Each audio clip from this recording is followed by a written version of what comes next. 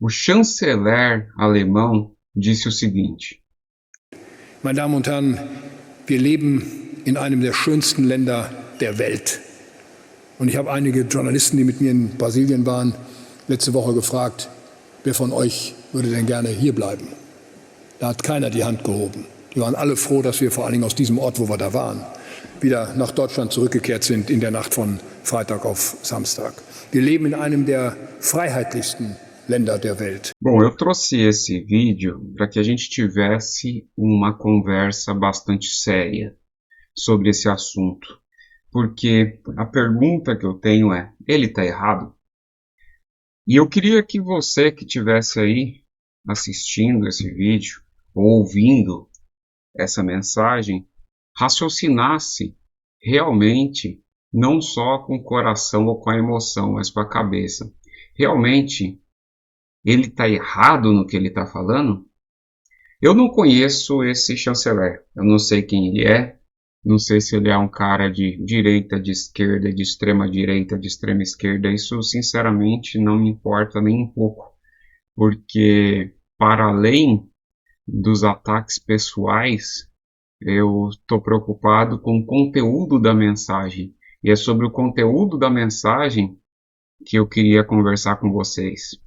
Eu conheço Belém, já tive muitas experiências, não só em Belém, mas no Maranhão, o estado do Pará de maneira geral, então Belém e todos os arredores.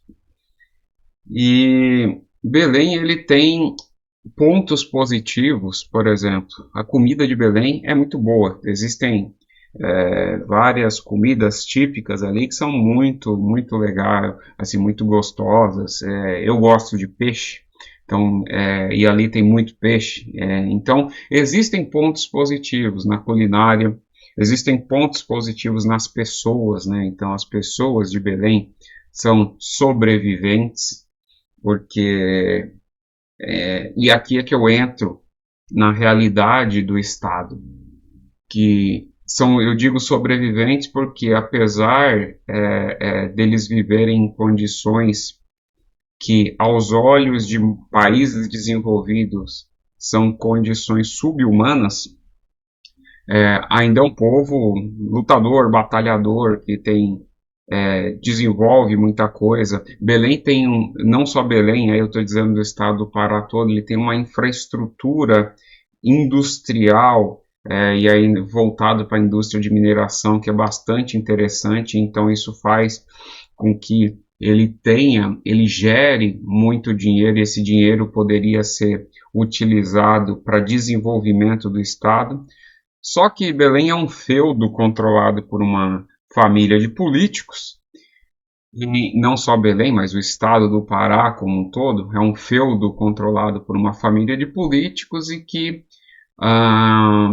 não tem dado certo. Isso é muito claro. É um dos lugares mais favelizados do Brasil, extremamente violento, índices de desenvolvimento humano muito baixo. Aí vem o governo com essa ideia maravilhosa, e aqui eu vou colocar entre aspas porque contém ironia nessa fala, de organizar um evento de padrão internacional num local que não tem infraestrutura nem para os seus próprios cidadãos. Eu vou contar uma história aqui que é um negócio que é triste e engraçado ao mesmo tempo. Belém, e aqui eu vou focar mais em Belém, ele tem uma característica que todo dia chove.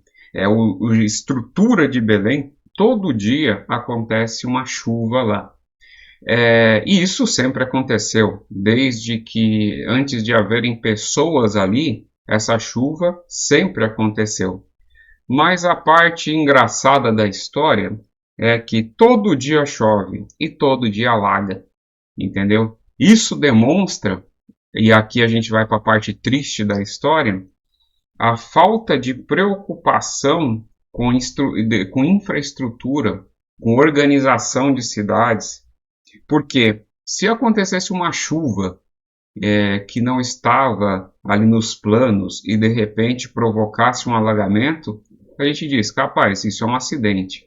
Agora, uma chuva que ocorre todo dia e todo dia alaga, isso já não é mais acidente, isso é descaso, entendeu? Isso é descaso, isso é falta de preparação, é falta de estrutura. E, aliás, na COP isso ficou claro. Choveu e, a surpresa para 0 pessoas que conhecem a cidade, alagou. Olha que maravilha, entendeu? Então, quando uma pessoa, igual esse chanceler, vem de um país estruturado, um país de primeiro mundo, onde as coisas todas funcionam, e ele se depara com uma situação dessa, eu acho que o comentário dele foi plenamente honesto. E ele disse, inclusive, que ele não estava sozinho. Ele vocalizou isso, mas ele não estava sozinho. Ele perguntou para a delegação: e aí, qual de vocês queria continuar ali? E aí a resposta é o quê? Ninguém. Ninguém levantou a mão. Isso, se você se diz brasileiro, ou se você se diz paraense, e diz assim: rapaz, eu não gostei da fala dele, porque ele está atacando o meu estado, está atacando o meu país. Não, por favor, eu digo, não voltemos à mentalidade que ocorreu durante a ditadura militar, uma famosa frase do ame-o ou deixe-o, ou seja, um amor por uma terra, o amor por um país, que eu acho que nós temos que ter esse sentimento de nação. Eu não sou contra isso, porém, tem que ser um sentimento sóbrio de nação. Tem que ser um sentimento de nação que, assim como um pai ou uma mãe, quando ama seu filho, ele faz de tudo para que seu filho se torne uma boa pessoa, então dá educação, investimento, trabalha na questão de como ele se veste, como ele se porta, como ele está aprendendo, como ele está se nutrindo, comendo, esse tipo de coisa. Eu acredito que é o mesmo sentimento que você tem que ter. Você diz que ama o Pará, você diz que é brasileiro, você diz que ama o Brasil. Então, analise as críticas de maneira honesta e reconheça que nós vivemos num país que é um país que, infelizmente, é um país mal estruturado, mal gerido, e todos os governos que passaram, seja de direita, seja de esquerda, são governos que, de alguma maneira, os governantes serviram unicamente para se locupletar da máquina pública, ou seja, para usar o seu voto, usar a sua paixão por político a favor dele mesmo, e o fato é que o Brasil continua muito ruim. Obviamente que tem lugares piores, então, essa ideia de gênio de levar um evento internacional para um lugar que não tem capacidade de receber um evento nem com a metade da proporção da COP, só serviu para uma coisa, serviu para deixar isso mais claro para todo mundo.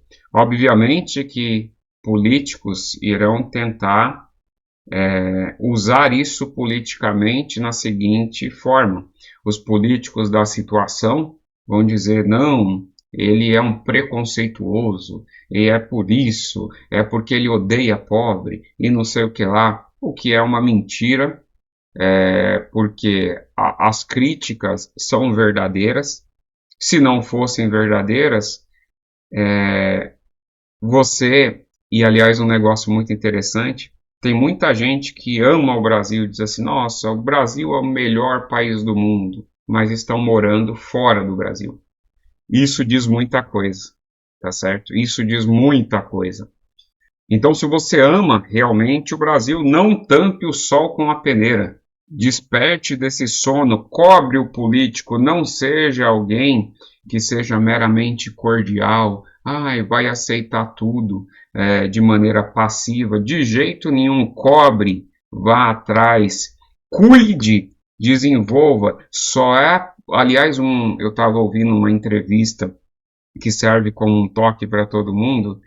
Estava ouvindo a entrevista do Peter Jordan, que ele deu ali para o pessoal do MBL, em que ele falou que estava conversando com o pai dele quando ele era mais novo, e o pai dele não é brasileiro, e ele perguntou para o pai dele: pai, o que a gente faz para resolver o problema do Brasil? Ele disse: muito simples, é só você pegar a população da Suíça e colocar aqui no Brasil que tudo resolve. Essa fala, que muitas pessoas podem dizer é uma fala preconceituosa, ela tem uma verdade implícita muito forte, que o país só muda à medida que o seu povo muda. Então eu queria deixar essa reflexão para vocês. Se inscreva no canal, dê like, curta, compartilhe e ajude a transmitir essa mensagem para muito mais pessoas, para que a gente junte forças para a melhoria e desenvolvimento do nosso país. Valeu!